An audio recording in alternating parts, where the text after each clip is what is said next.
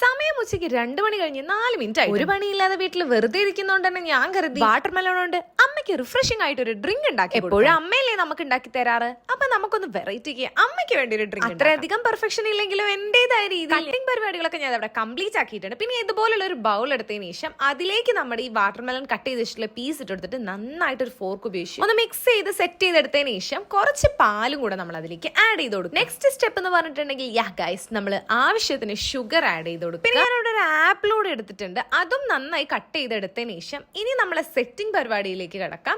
അതിനിടയിൽ ഞാൻ കുറച്ച് വാട്ടർ കൂടെ അതിലേക്ക് ആഡ് ചെയ്ത് കൊടുത്തിട്ടുണ്ടായിരുന്നു. അങ്ങനെ നമ്മൾ ഇതാ എല്ലാം വെച്ചൊന്ന് സെറ്റ് ചെയ്തെടുത്തിട്ട് നേരെ അമ്മയ്ക്ക് കൊടുക്കുക. അപ്പൊ അമ്മയുടെ റിയാക്ഷൻ കണ്ടാലോ.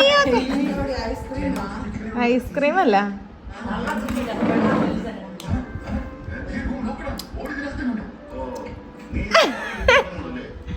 എങ്ങനുണ്ട്? നല്ല ടേസ്റ്റ് ഉണ്ട് ശ്രീകുട്ടി.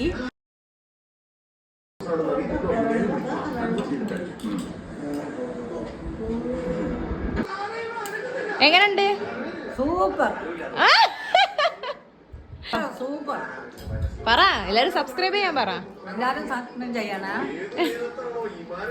അമ്മമ്മ പറയുന്നൊക്കെ കേട്ട് അമ്മ അവിടെ ഇരുന്ന് ഭയങ്കര ചിരിയായിരുന്നു. അത്രയേ ഉള്ളൂ. ആരും സബ്സ്ക്രൈബ് ചെയ്യാൻ മറക്കണ്ട.